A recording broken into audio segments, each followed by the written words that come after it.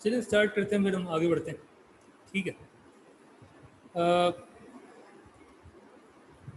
हमने लास्ट चीज़ क्या पढ़ी थी, को बता देगा? हमने क्लास में लास्ट चीज़ क्या पढ़ी थी, फिजिकल क्लास में? What were we studying?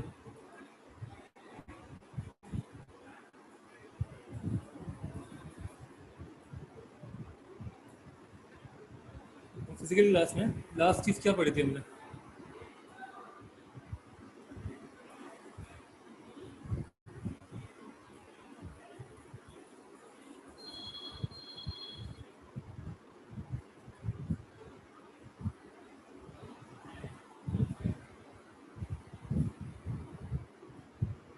आवाज़ आ रही है? आवाज़ क्लियर है तो ओके लिख के भेजिएगा ज़रा। आवाज़ बिल्कुल ठीक आ रही तो ओके लिख के भेजें। आवाज़ में मसला तो बताएं।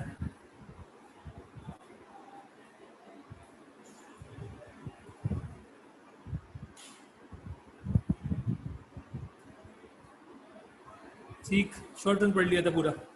ठीक है, शॉर्ट रन हमने पढ़ लिया है। हमने शॉर्ट रन की कॉस्ट भी देख ली, प्रोडक्शन भी देख ली, लॉन्ग रन की तरफ चल रहा है।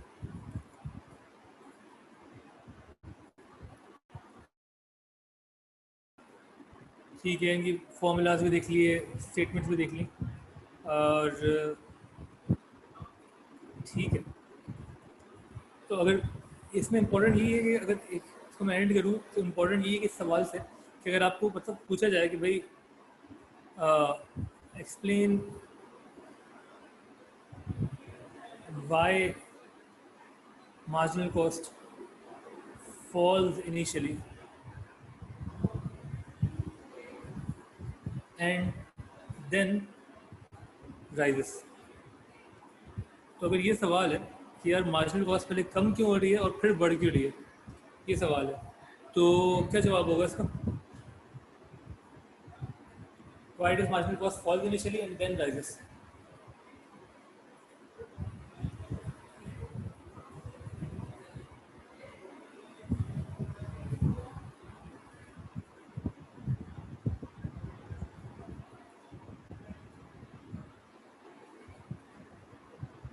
अरीज, क्या जवाब होगा इसका? Areej, Areej ji, marginal cost behave क्यों करती है इस तरीके से initially? Why does it fall and then why does it rise? Marginal cost का जो ग्राफ था वो हमने देखा था कि उस तरीके से बनता है इनिशियली, और उसके आगे हम ये बोलते हैं as more output is produced. Question में ये लिखते हैं जब ज़्यादा आउटपुट बनता है, आउटपुट जब बढ़ रहा होता है तो इनिशियली, तो जब इनिशियली अगर मैं आउटपुट बढ़ाऊंगा तो मार्जिनल कॉस्ट फॉल्स, कम हो रही है। फिर अगर आउटपुट और बढ़ाऊंगा तो इट राइजेस। ऐसा क्यों है?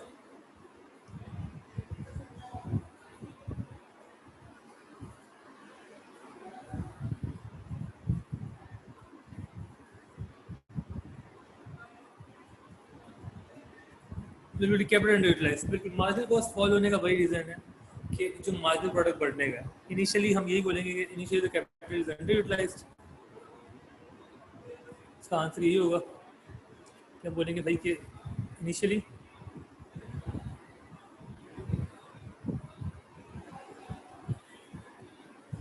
कैपिटल इज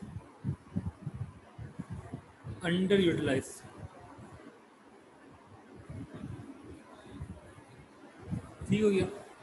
और उस वक्त एमपी जो है बढ़ रहा होता है जिस वजह से मार्जिनल कॉस्ट कम हो रही होती है। Similarly then as more output is produced,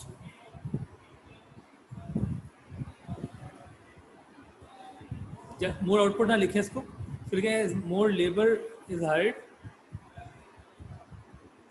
and, एक second,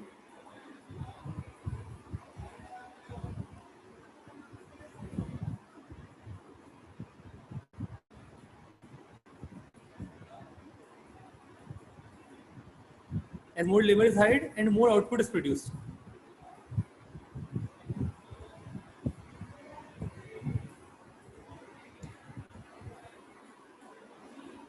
MP rises and marginal cost, sorry गलत लिख दिया हमने, MP falls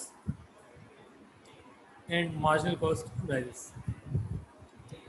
ठीक हो गया, ये पूरा रीजनिंग है।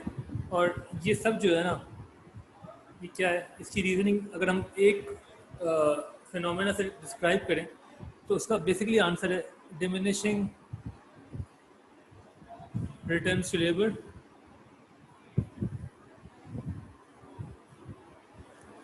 In the short run. Short run में we experience diminishing returns to labour, जिस वजह से सारी कहानी होती है। इसको कॉपी कर लें, लिख लें, समझ लें, कुछ पूछना है पूछ लें, फिर तो ओके लिख के भेज दें।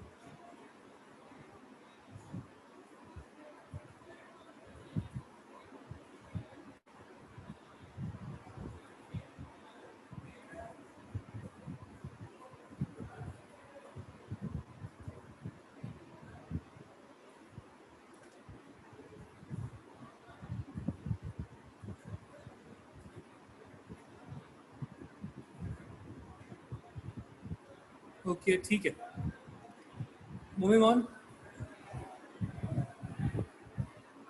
एक सेकेंड, कोई कह रहे फिर से? जी समीर, फिर समझाते लेट आए थे। क्यों आए थे भाई लेट? ऑनलाइन क्लासेस का तो बिल्कुल ही वो ही नहीं है ना, कोई भाव ही नहीं है, कोई सीन ही नहीं है। कल डिस्कस करते हैं फिजिकल में किस क्या सही करना है हमने। खैर, डिमिनिशिंग रिटर्न्स का मतलब क्या, ये हम डिस्कस कर चुके हैं। ये सवाल बिल्कुल एग्जैक्टली उसी तरीके से है कि अगर मैं आपसे पूछूं कि why does MP rises initially and then falls. Marginal product जो है वो पहले बढ़ता है और फिर कम होता है, initially it rises then it falls. ऐसा क्यों होता है, इसका रीज़न भी यही है, डिमिनिशिंग रिटर्न्स टू लेबर। हमने लास्ट क्लास में डिस्कस किया था और उसको बस इन वर्ड्स लिख दिया यहाँ पे कि भाई मार्जिनल प्रोडक्ट जब तक बढ़ रहा है तब तक मार्जिनल कॉस्ट कम हो रही है। और रीजनिंग बिल्कुल सेम है कि कैपिटल अंडर यूटिलाइज है, आपकी प्रोडक्टिविटी बढ़ रही है, हर अगला बंदा is more productive because capital आप यूटिलाइज करते जा रहे हैं। तो कैपिटल यूटिलाइजेशन रीच हो जाएगी और ओवर यूटिलाइज होना शुरू हो जाएगा capital, then MP will start to fall. Marginal cost, marginal product fall होता रहेगा। जब मार्जिनल प्रोडक्ट फॉल हो रहा है उस वक्त मार्जिनल कॉस्ट वुड राइज। इसको हमने डिफाइन किया था एज, यहाँ पे हम लिख लें फॉर एग्जांपल Q1 लेबर है ये, और ये स्मॉल Q1 क्वांटिटी है, ठीक हो गया। और यहाँ पे हम आउटपुट लिखते थे, ये कॉस्ट है। रीजनिंग बिल्कुल सेम है, यहाँ लिख भी दिया है कैपिटल अंडर यूटिलाइज है तो मार्जिनल प्रोडक्ट बढ़ रहा होता है, इस वजह से मार्जिनल कॉस्ट कम होती है। जब मोर लेबर हायर होता है, होता रहता है, आउटपुट और ज़्यादा प्रोड्यूस होता है तो मार्जिनल प्रोडक्ट कम होना शुरू हो जाता है और मार्जिनल कॉस्ट बढ़ना शुरू हो जाती है, ठीक हो गया। इसको हम अगली अब नहीं पढ़ेंगे इस चीज़ को, आगे बढ़ते हैं, ठीक है। इस पूरे फिनोमेना को हम कहते हैं diminishing returns to labour in the short run. Moving on, हमने बात करनी है लॉन्ग रन की।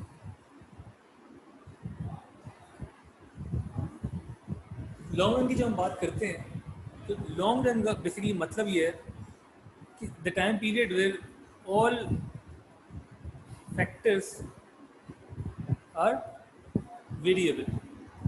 किसी भी फैक्टर को आप सुकून से बढ़ा भी सकते हैं, कम भी कर सकते हैं, विदाउट एनी सिग्निफिकेंट स्ट्रगल। आप फैक्टर्स को वेरी कर सकते हैं। जब आप कर सकते होंगे उस टाइम पीरियड में आप लॉन्ग रन में आ गए। बिल्डिंग नहीं खरीद सकते हैं, मशीन नहीं खरीद सकते एंड सो ऑन। सारे फैक्टर वेरिएबल्स हैं, मतलब इसको हम ये भी कह सकते हैं कि नो फिक्स फैक्टर्स, कोई फैक्टर फिक्स नहीं है। लॉन्ग रन में जब हम बात करते हैं तो दो चीज़ों की डिस्कशन होती है। एक हम बात करते हैं स्केल ऑफ प्रोडक्शन की। मैंने ये पहले ही बताया था कि स्केल का वर्ड यूज ही सिर्फ लॉन्ग रन में होगा। इकोनॉमी ऑफ स्केल जैसे आप पढ़ते हैं तो वो सिर्फ लॉन्ग रन की बात हो रही है, शॉर्ट रन में इकोनॉमी ऑफ स्केल नहीं मिलती। स्केल का वर्ड यूज ही लॉन्ग रन में होगा। ठीक हो गया, स्केल ऑफ प्रोडक्शन। देखते हैं क्या दूसरी चीज़ लॉन्ग रन में क्या होगी, इनपुट मिक्स। इनपुट मिक्स से मुराद क्या है? इनपुट से मुराद फैक्टर है। मिक्स का बेसिकली मतलब ये है कि फैक्टर्स का कितना कितना प्रोपोर्शन, कितना लेबर डालें, कितना कैपिटल डालें, कितना कितना एंटरप्रेन्योर डालें और कितना लैंड डालें तो हमारा आउटपुट बनेगा। आप डिसाइड करें कि बेसिकली जो आप चूज़ कर रहे होते हैं इनपुट मिक्स में, आप चूज़ कर रहे होते हैं between capital and labour. Normally ये दो फैक्टर्स जो हैं इनकी क्वांटिटी चूज़ करनी होती है, कितना कैपिटल यूज़ करें, कितना लेबर यूज़ करें, because different level of capital and labour can produce the same level of output. ठीक है ना, अगर मैं कैपिटल को 1 रखूँ, एक बिल्डिंग 100 एम्प्लॉइज, या एक मशीनरी पे 100 वर्कर्स, या मैं बोलूँ 2 मशीनरी और 50 वर्कर्स, ये भी मुझे सेम आउटपुट बना के दे रहा है, ये भी सेम आउटपुट बना के दे रहा है। तो अब मैं मशीन बढ़ाऊँ और लेबर कम करूँ, या लेबर बढ़ाऊँ और मशीन कम करूँ, ये सारे फैसले हम डिस्कस करेंगे इनपुट मिक्स में। स्केल ऑफ प्रोडक्शन से मुराद क्या है? ये बेसिकली बात हो रही थी कि आपने आउटपुट लेवल कहाँ तक रखना है। आउटपुट लेवल जो है in the long run, because all factors are variable, तो आपको पता होना चाहिए कि when you increase your output तो व्हाट डू यू एक्सपीरियंस। वो जो एक्सपीरियंस आप करेंगे इन टर्म्स ऑफ कॉस्ट, वो हम डिस्क्राइब करेंगे स्केल ऑफ प्रोडक्शन में।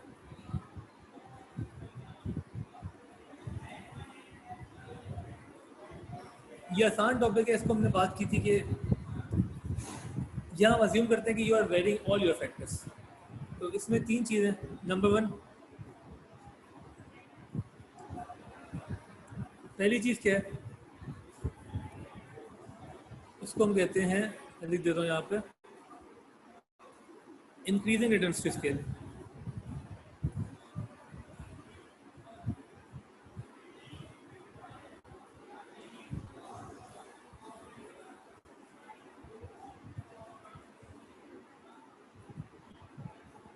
इंक्रीजिंग रिटर्न्स टू स्केल का मतलब क्या है?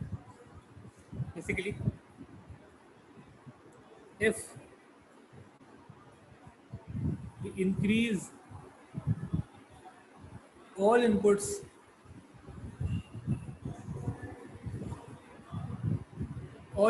मतलब all factors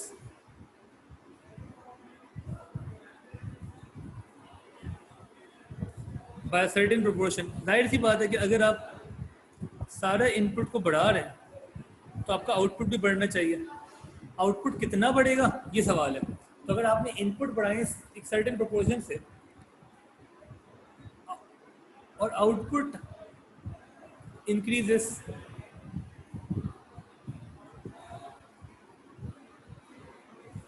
bye more than that proportion,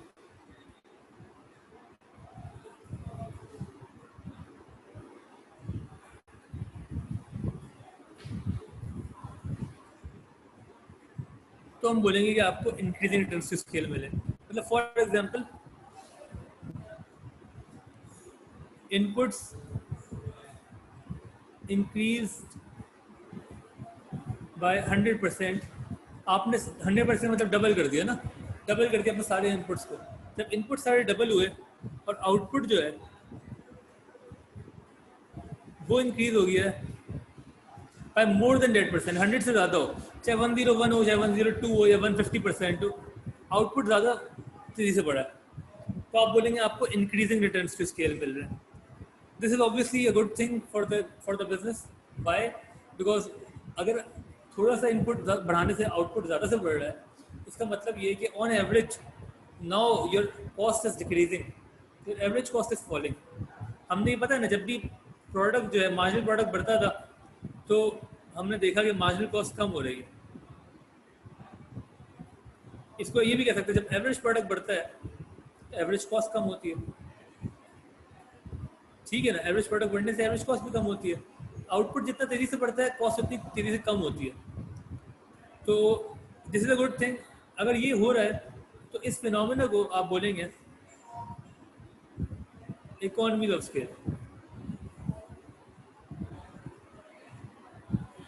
economies of scale का बेसिकली मतलब क्या है, यही मतलब है। कोई याद दिला सकता है what do we mean by economy of scale? Discuss कर चुके हैं हम लोग, इकोनॉमी ऑफ स्केल की डेफिनेशन क्या होगी?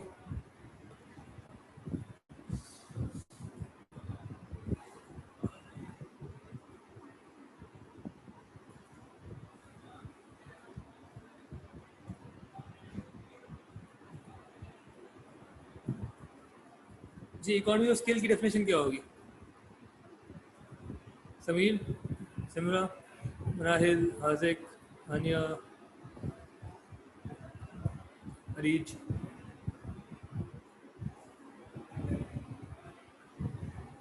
रिड्यूसिंग एवरेज कॉस्ट, ठीक है, थोड़ी सी बस कमी है इसमें। क्या कमी है डेफिनेशन में? एवरेज कॉस्ट कम होना, बिल्कुल ठीक कह रहे हैं आप। दो तीन चीज़ें फर्क है। एवरेज कॉस्ट कम होना कब? कब एवरेज कॉस्ट कम होना?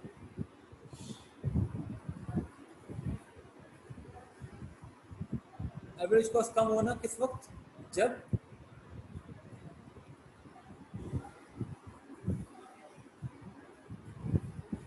बिल्कुल ठीक है, व्हेन आउटपुट इंक्रीज, ठीक है, decrease in average cost because of increase in output in long run. Nice, क्या बात है, बिल्कुल ठीक। अरीज आप भी सही कह रहे हैं, आउटपुट बढ़ेगा। अरीज आप भी सही कह रही हैं, एवरेज कॉस्ट कम होगी।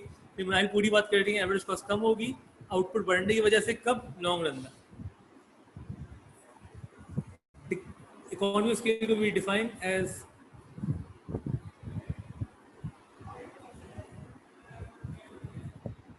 रिडक्शन या decrease in average cost, average total cost, because of increase in output in the long run। ठीक हो गया। एवरेज टोटल कॉस्ट डिक्रीज होगी, एवरेज कॉस्ट बोलने की बात है, डिक्रीज होगी लॉन्ग रन में अगर आउटपुट बढ़ने की वजह से, तो हम बोलेंगे इकोनॉमीज ऑफ स्केल मिल रही है।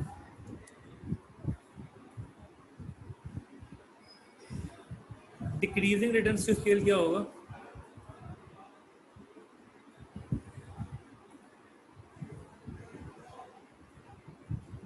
डिक्रीजिंग रिटर्न्स टू स्केल का मतलब क्या है?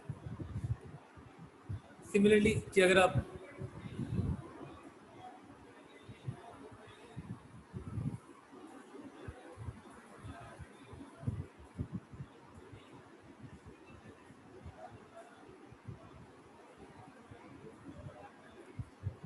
if we increase all inputs, all factors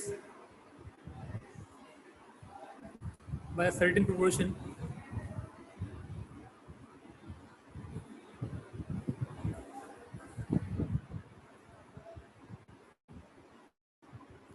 and output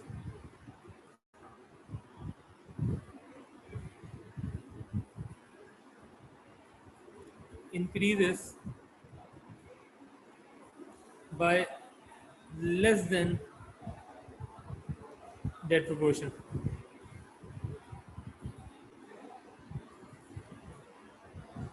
If we increase all factors by a certain proportion and output increases by less than that proportion, तो हम बोलेंगे कि हमें डिक्रीजिंग रिटर्न्स टू स्केल मिल रहा है।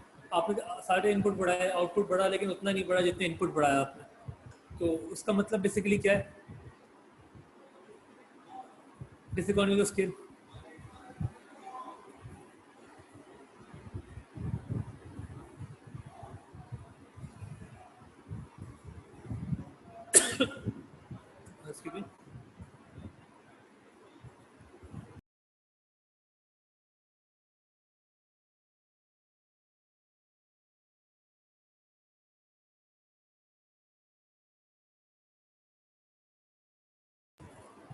जी, तो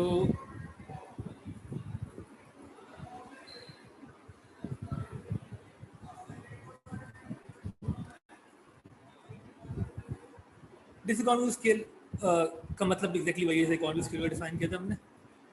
हम डिसइकोनॉमिक्स को भी वैसे ही डिफाइन करेंगे। This is increase in average cost का बढ़ना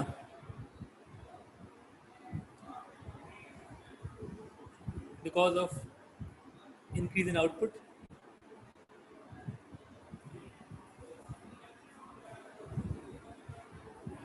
इन द लॉन्ग रन।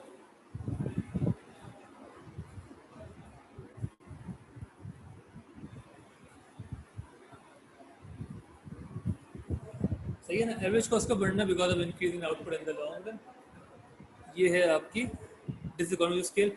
और वो होती क्यों है, उसकी रीजनिंग ये होती है कि आपने सारे इनपुट्स बढ़ाए होते हैं सर्टेन प्रोपोर्शन से, आउटपुट बढ़ता है उससे कम प्रोपोर्शन से। For example inputs increase by 50%, आपने सारे फैक्टर्स को बढ़ा दिया 50% से, आउटपुट जो है that increase by 45%।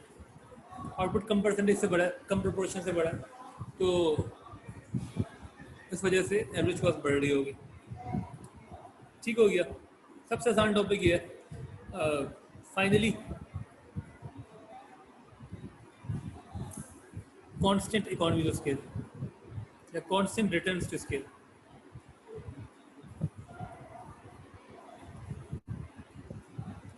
Constant returns to scale वैसे ही डिफाइन करेंगे इसको भी।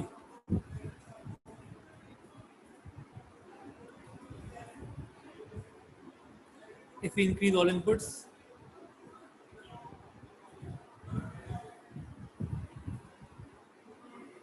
by a certain proportion,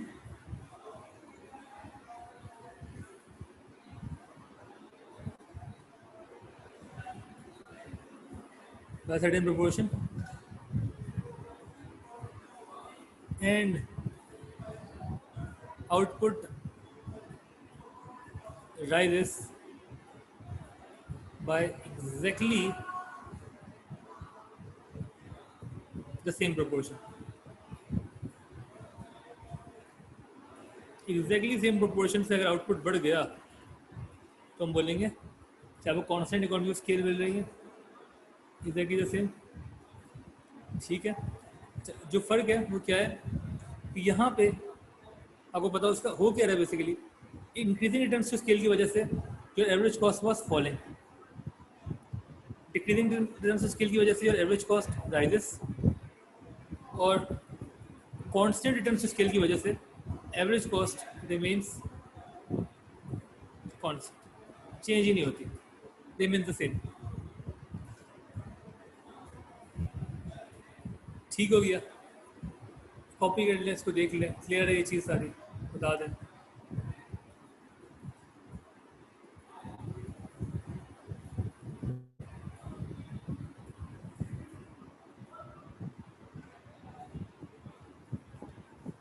इसकी भी एग्जांपल लिख लेते हैं।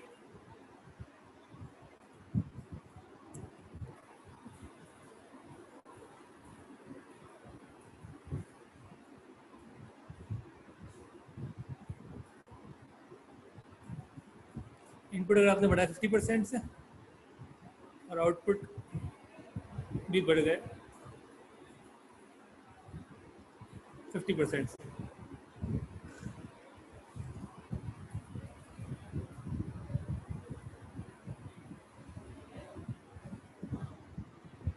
ठीक हो गया।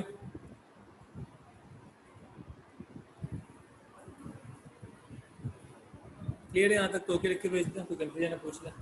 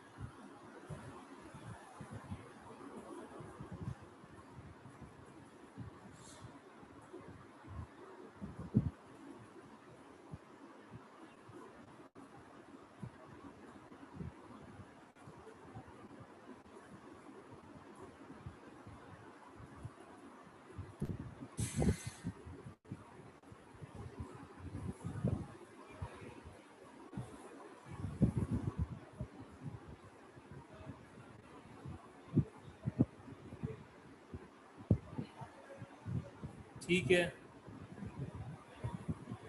ठीक। सही, हम क्लास यहीं पे ख़त्म कर रहे हैं, हम आगे नहीं पढ़ेंगे और बस ये पढ़ना है हमने आज। क्लास यहीं पे ख़त्म कर रहे हैं हम लोग, बाकी हम कल डिस्कस करते हैं।